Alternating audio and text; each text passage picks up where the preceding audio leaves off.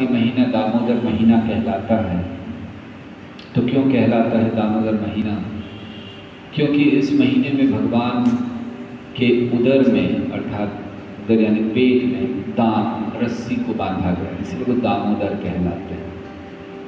और लीला बहुत सुंदर है, इसलिए महीना दामोदर महीना कहलाता है।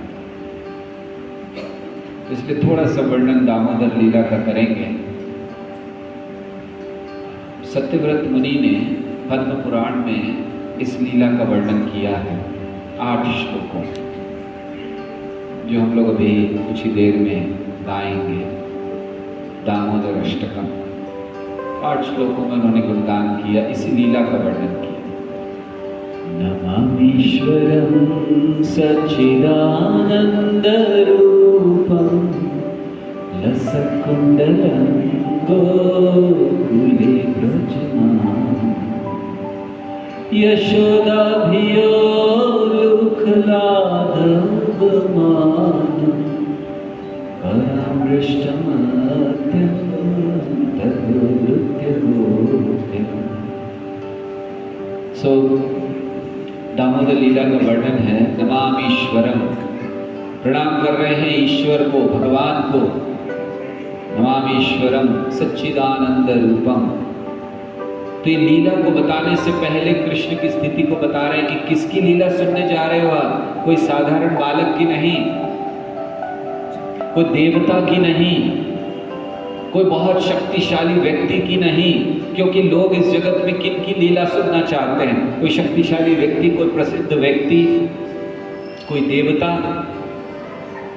तो सत्यव्रत मुनि कह रहे हैं नमामीश्वरम सच्चिदानंद रूपम, कि हम उनकी लीला सुनने जा रहे हैं जो ईश्वर है।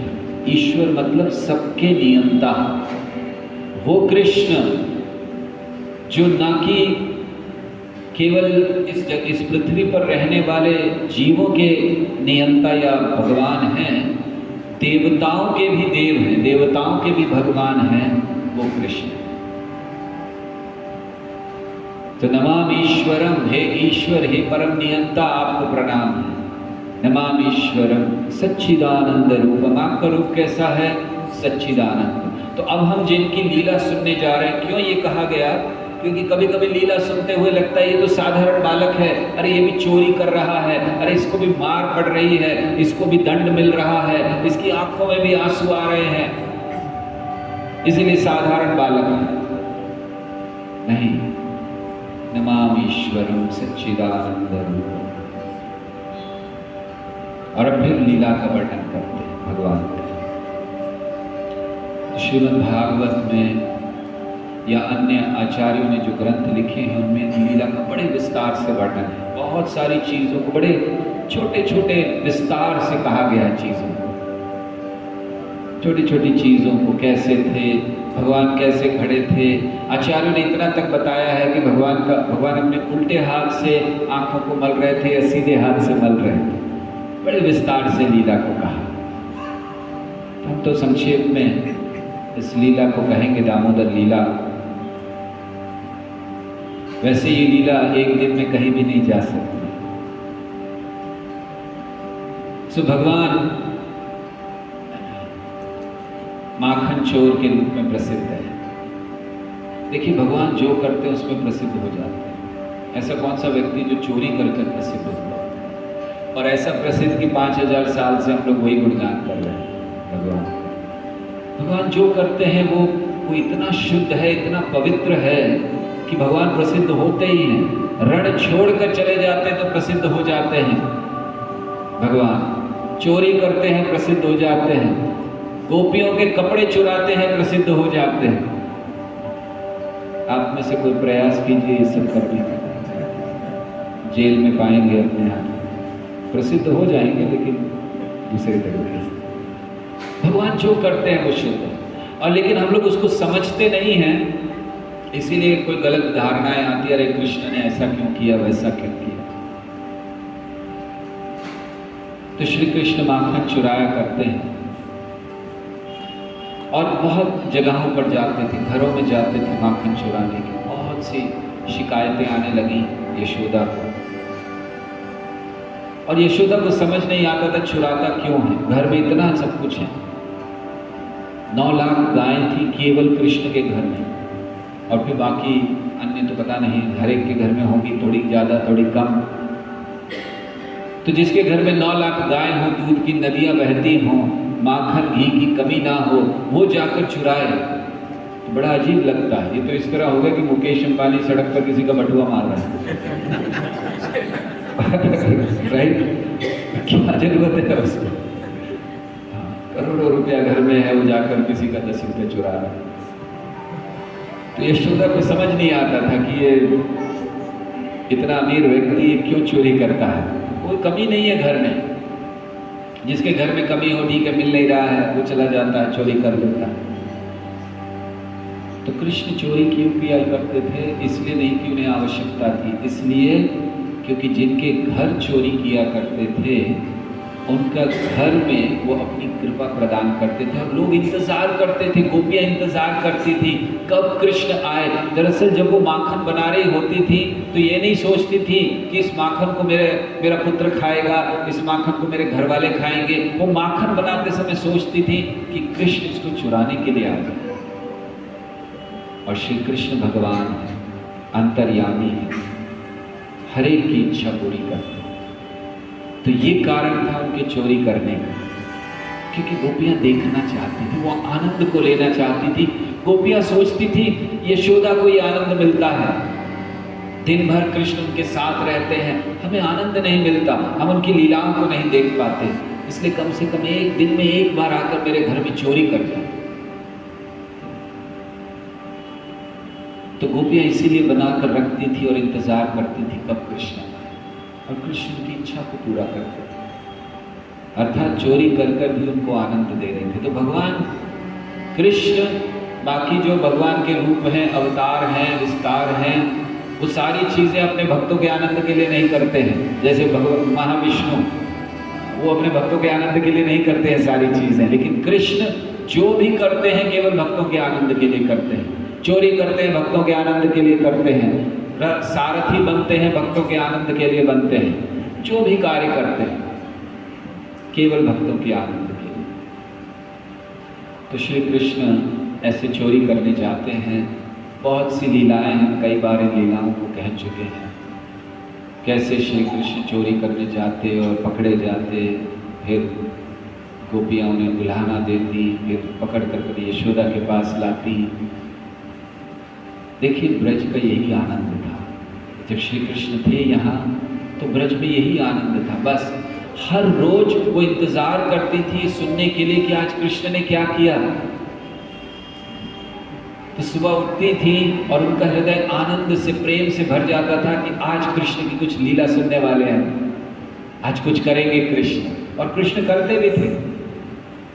जब कृष्ण गाय चराने जाते थे तो ऐसा वर्णन है कि एक असुर ब्रेकफास्ट के पहले और एक लंच के पहले मारते थे, ये उनका नियम था।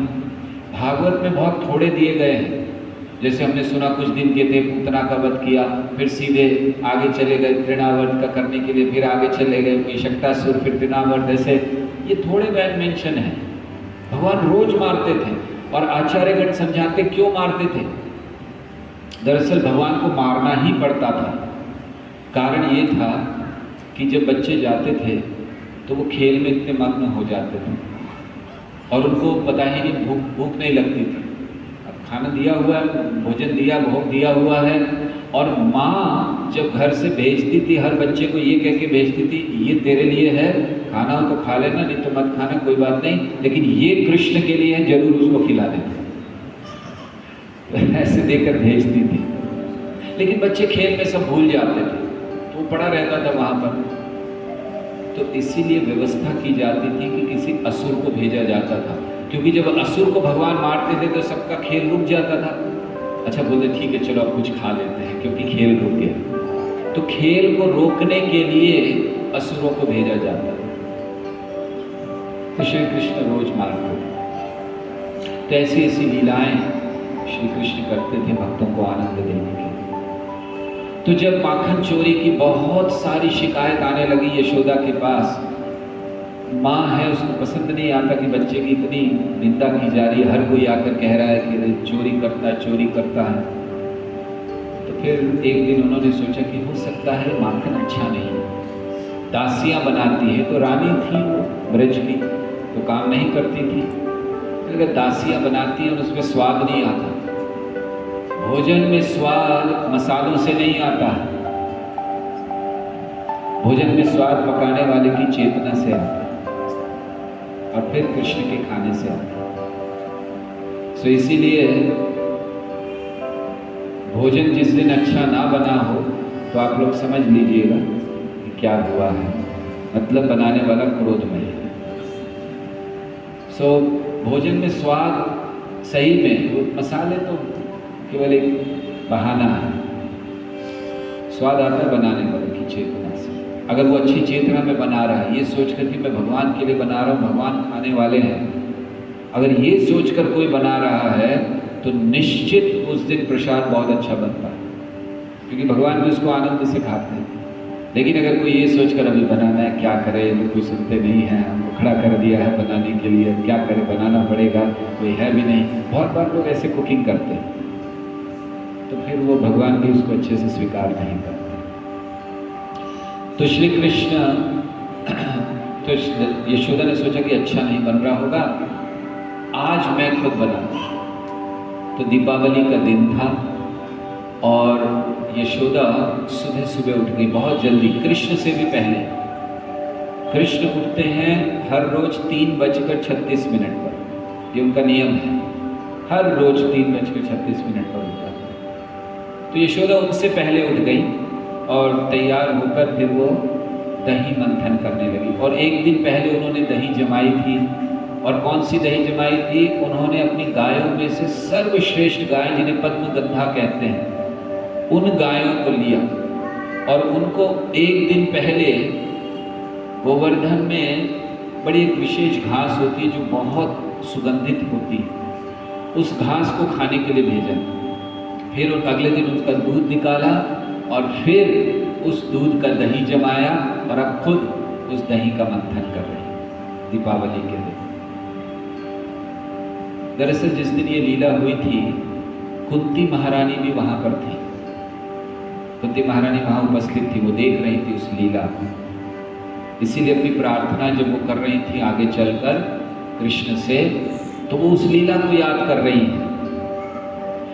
गोप्या ददे त्वयि कृतागसिदां तावत् या ते दशाश्रु कलिलाञ्जन संभ्रमाक्ष। तो याद कर रही हैं कि गोपिया ददे त्वयि कृतागसिदां तावत्, आपको बांध दिया था, आपकी आंखों में आंसू थे। वो कहती है बड़ा विचित्र दृश्य था, आप जिनसे भय में भयभीत हो जाता है, उनकी आंखों में भय देखा मैंने, आंखों में आंसू थे और जो काजल था वो बह रहा है। तो कुंती महारानी कहती बड़ा विचित्र दृश्य था कि जो व्यक्ति, मतलब ये तो ऐसा है कि मानो कि वो बहुत बड़ा व्यक्ति जो सब कुछ कंट्रोल करता हो, रो रहा हो, हाय हाय हाय। तो कहती कि जिससे भय भी कांपता है, और आप भयभीत थे, इसलिए गोपी वो यशोदा के हाथ में छड़ी को देखकर। तो कुंती महारानी भी इस लीला को देख रही थी। तो श्री कृष्ण अभी सो रहे थे, यशोदा उठी, उन्होंने दही मंथन शुरू किया। तो जब दही मंथन कर रही थी तो उनके हाथों की चूड़ियाँ एक दूसरे से ऐसे जब कर रहे हैं तो आवाज कर रही थी, मानो, क्योंकि यशोदा क्या कर रही थी, यशोदा का एक नियम था, ये यशोदा नहीं सारे ब्रजवासियों का, एक दिन पहले जो कृष्ण ने लीला की है, किसी असुर को मारा, कुछ और किया, माखन चोरी की, उसको गाना, उसको भजन बना देते थे और वो गाया करते थे। तो हर समय कार्य करते समय उनके मुख पर कृष्ण के भजन होते थे। देखिए हम सबको सीखना चाहिए, अच्छी चेतना में रहना है, बस भजन को मुख पर रखिए।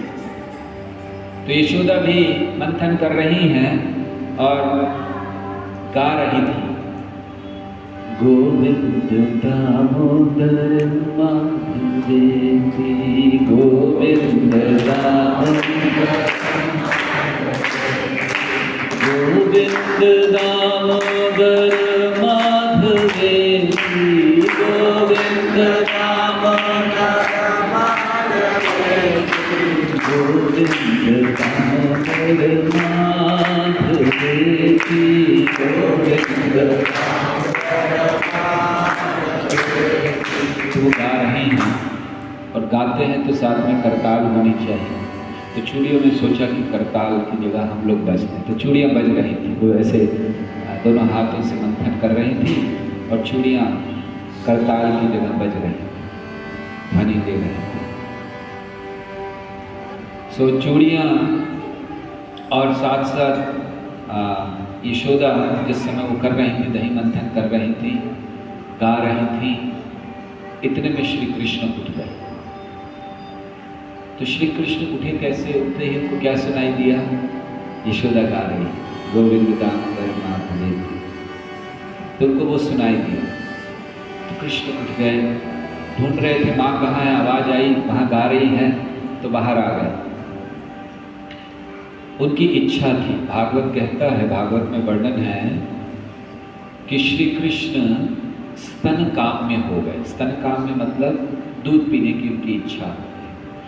या आचार्यगण समझाते हैं कि जब हम कृष्ण के लिए बहुत अच्छी सेवा करते हैं, जैसे यशोदा कर रही थी, पूरे भाव में कृष्ण का स्मरण करते हुए, तो कृष्ण ऐसे व्यक्ति के हृदय का रस पीने के लिए इच्छुक हो जाते हैं, जैसे यशोदा के स्तनपान करने के इच्छुक।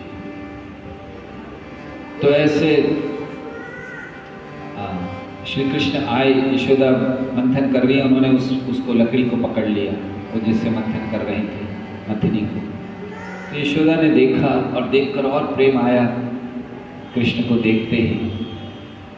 तो फिर उनको लगा कि कृष्ण की इच्छा है, स्तनपान करना चाहते हैं, तो उन्होंने श्री कृष्ण को लिया और दूध पिलाने लगी। इतने में उनको ध्यान आया कि उन्होंने दूध रखा था उबलने के लिए, उबलने वाला था।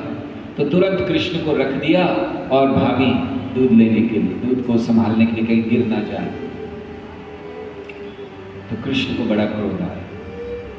दरअसल यहाँ एक प्रश्न आता है कि क्या यशोदा जो इतनी श्रेष्ठ भक्त है, उसको कृष्ण को ऐसे छोड़ना चाहिए था? गिर जाता दूध उबल कर तो क्या फर्क पड़ता? दूध उबल कर गिर रहा है, उसके लिए कृष्ण को छोड़कर चली गई। ये तो यशोदा, ये इतनी श्रेष्ठ भक्त है यशोदा, ऐसे कैसे कर सकती है? आप लोग करेंगे कुछ ऐसा? कृष्ण आपके सामने आ जाएं, बोलो बेटा क्या चाहिए, आप कहेंगे 1 मिनट हो, जरा दूध उबल रहा है, मैं जरा। कोई कहेगा आप में से ऐसा? अभी आए, थोड़ा सा दूध उबल रहा है। तो जब हम लोग नहीं कहेंगे, हमको कुछ नहीं देखेंगे, वो पता चला कि कोई चोर आपको कटुआ निकाल कर ले जा रहा है, घर से पैसा ले जा रहा है, आप चिंता ही नहीं करोगे, कोई बात नहीं, कृष्ण है यहाँ पर। लेकिन यशोदा ने क्यों छोड़ दी? तो आचार्यगण समझाते हैं क्योंकि वो जो दूध था वो भी कृष्ण की सेवा के लिए था। तो यशोदा चाहती थी कि कृष्ण की सेवा में बाधा ना आए, इसीलिए उस दूध के लिए भागी। मतलब एक सेवा कर रही थी लेकिन दूसरी सेवा में बाधा ना आए, इसीलिए उसने सेवा को बंद करके दूसरी सेवा को किया। तो कोई गलती नहीं की यशोदा। तो खैर यशोदा गई तो कृष्ण को बड़ा गुस्सा आया। कृष्ण ने सोचा कि सबक सिखाना चाहिए, दुनिया को सबक सिखाना चाहिए, दुनिया की माँ कि ऐसे बच्चों को छोड़कर नहीं जाना चाहिए। सबसे पहला कर्तव्य है माँ का बच्चे को ध्यान करना, तो मुझे सबक सिखाना है। तो इसलिए ऐसा कुछ करूँगा कि जगत प्रसिद्ध हो जाऊँ, लोग जाने, आगे आने वाले कई हजारों लाखों सालों तक लोग ये जान जाएं कि कोई भी माँ को छोड़कर नहीं जाना चाहिए, नहीं तो मुझे बहुत गुस्सा आ जाता है। तो कृष्ण ने वहाँ पर वो चटनी बनाने के लिए होता है सिलबट्टा, उसको पत्थर को क्या कहते हैं, बट्टा या सिल? बट्टा, ओके। उसको लिया और मटकी फोड़ दी, तो मटकी टूट गई, दही गिरा, दही था उसमें जो मंथन कर रही थी यशोदा। और फिर जैसे ही तोड़ा तो उनको लगा रहे कुछ गड़बड़ कर दी मैंने, गुस्से में आकर तोड़ दिया है कि यशोदा तो छोड़ेगी नहीं है। तो जब तोड़ रहे थे तब ये याद नहीं आया, तो गुस्से में थे कि छोड़ूंगा नहीं, मुझे दिखाना है दुनिया को कि क्या करना होता चाहिए माँ को। फिर तोड़ने के बाद एकदम होश में आ गए। ऐसा होता है ना, हम लोग कभी कभी कुछ कर देते हैं, बाद में होश में आते रही क्या किया, करना नहीं चाहिए, फिर हम लोग उसको कुछ कवर करने का प्रयास करते, ढक दो कुछ हो जाए। तो श्री कृष्ण ने सोचा अब तो भागना पड़ेगा, क्योंकि वो ढक भी नहीं सकते थे, वापस मटकी को बंद तो नहीं कर सकते थे। हाँ, भगवान के रूप में वो कुछ भी कर सकते हैं, लेकिन यहाँ भगवान के रूप में नहीं है, वो तो एक बालक की भूमिका निभा रहे हैं। तो उन्होंने सोचा क्या करें, तो बंद नहीं कर सकते, इसलिए भागे वहां से। लेकिन भागते समय भूल गए कि वो दही के ऊपर ही भाग रहे थे। तो जो उनके पाँव में दही लगी उससे उनके निशान बन गए, कहाँ जा रहे हैं सब, छोटे छोटे पाँव के निशान बन गए। और श्री कृष्ण भागकर दूसरे कमरे में गए और वहाँ उन्होंने देखा कि माखन लटका है। तो अब थोड़ा सा तो वहाँ पर उन्होंने कुछ किया था, अपना शौर्य अपना बल कुछ दिखाया था वहाँ, लेकिन उनको संतुष्टि नहीं हुई। उन्होंने कहा अभी और दिखाता हूँ मैं क्या क्या कर सकता हूँ। तो उन्होंने देखा मटकी कैसे, तो एक उखल था उसको उल्टा किया, उसके ऊपर खड़े हो गए और वो मटकी से भी माखन निकाल कर खाने लगे, बंदरों को भी खिला रहे। कृष्ण बंदरों की बहुत सेवा करते थे। एक बार यशोदा ने पूछा था कि तू इतना बंदरों के साथ क्यों रहता है, तेरी शक्ल भी बंदर जैसी होती जा रही है। तो कृष्ण ने कहा इन्होंने मेरी बहुत सेवा की है पूर्व जन्म में, मुझे कुछ करना है, तो देना है। तो बंदरों को खिला रहे थे। तो श्री कृष्ण जैसे खड़े थे, दरवाजा पीछे था तो देख नहीं सकते थे यशोदा आई है या नहीं आई है, और लेकिन बंदर इस तरफ थे। तो बंदर भी एक्सपर्ट थे, चोरी कर करके कृष्ण के साथ वो एक्सपर्ट हो गए थे सिग्नल देने में, कभी को खतरा हो तो सिग्नल दे देते थे वो कृष्ण को। तो वो लोग भी खा रहे थे, अचानक बंदरों ने, क्योंकि बंदर इधर थे, इधर यशोदा थी, तो बंदर ने देख लिया यशोदा को। और यशोदा ने जब आई तो देखा तो उसने हाथ में छड़ी ले ली कि आज इसको सबक सिखाना पड़ेगा। अभी तक तो घर के बाहर चोरी कर रहा था, आज तो घर में ही चोरी कर रहा है, तो अब इसको कुछ करना चाहिए। तो जब बंदर ने देखा उसकी आंखें बहुत बड़ी बड़ी हो गई, चिल्लाया जोर से, और वो जब चिल्लाया तो कृष्ण समझ गए कुछ गड़बड़ है। तो उनका सिग्नल का पहले का सिस्टम सेट था कि अगर कुछ हो जाए तो सिग्नल दे दो, तो कृष्ण भाग जाते थे। कई बार ऐसा हुआ। और आपको बताएं कि जितने भी मित्र होते थे कृष्ण के, उनमें भागने वालों में सबसे पहले कृष्ण भागते थे। अगर कहीं कुछ गड़बड़ हो जाती थी पकड़ने के लिए आदमी, सबसे पहले कृष्ण भागते थे। और सबसे आखिरी में मधुमंगल, मोटा था, भाग ही नहीं सकता था बेचारा, खाता इतना था, लड्डू बहुत पसंद था उसको, खाता इतना है, भाग नहीं पाता, और कभी कभी भागना चाहे भी तो भाग नहीं सकता।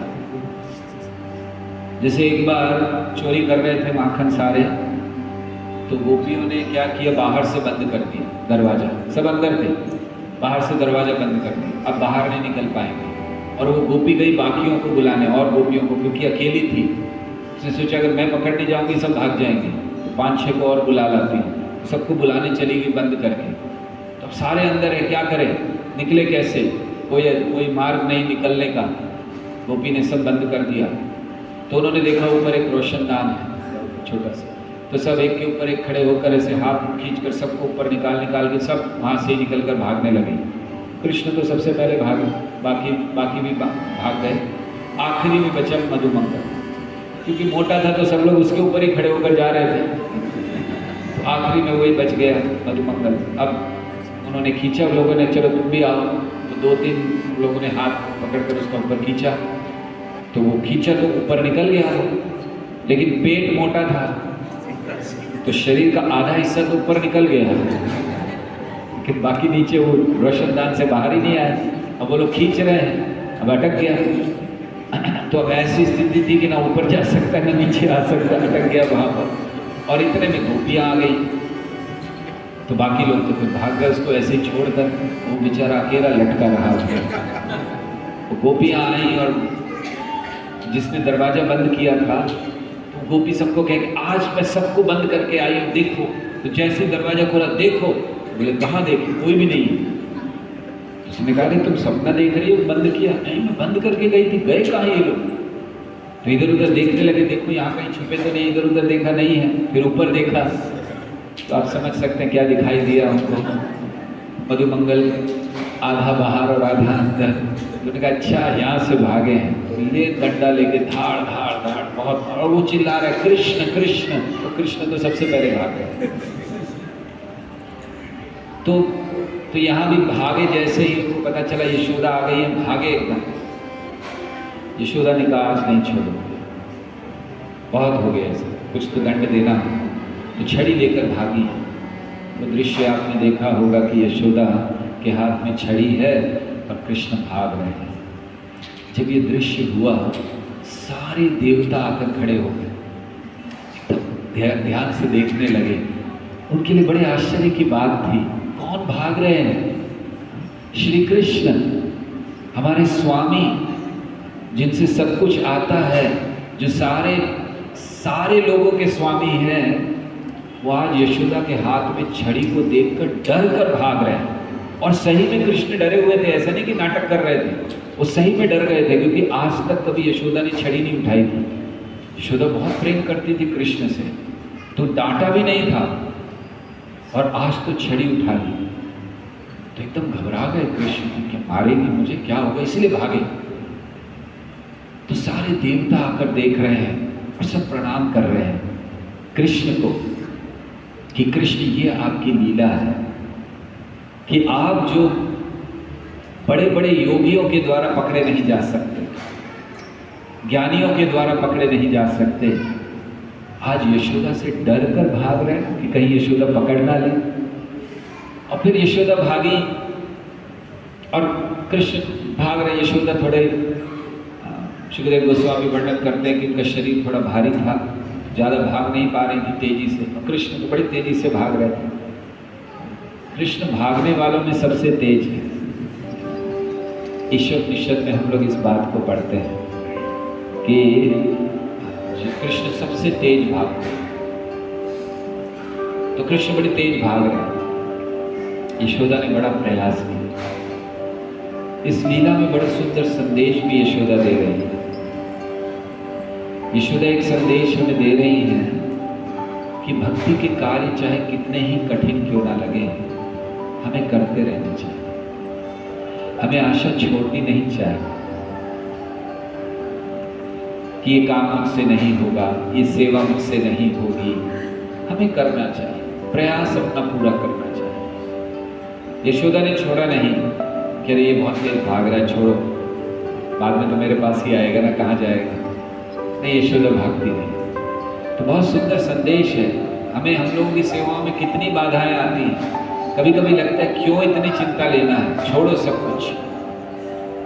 छोड़ना बहुत सरल है, सेवा करना कठिन।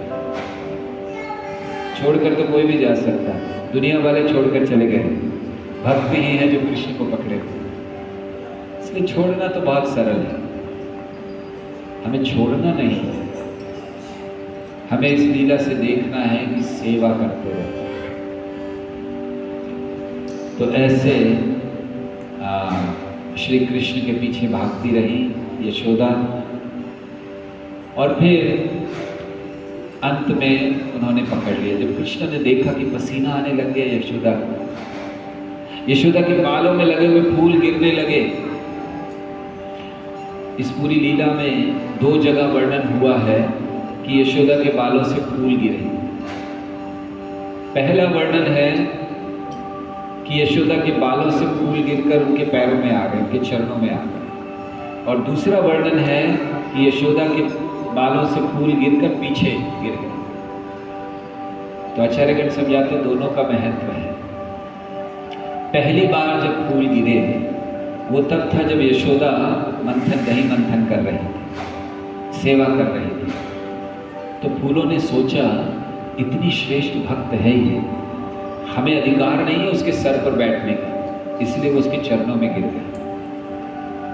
और दूसरी बार जब यशोदा पकड़ने के लिए भाग रही है हाथ में छड़ी लेकर, तो उस समय भी फूल गिरे, लेकिन उस समय चरणों में नहीं गिरे, उस समय पीछे गिरे।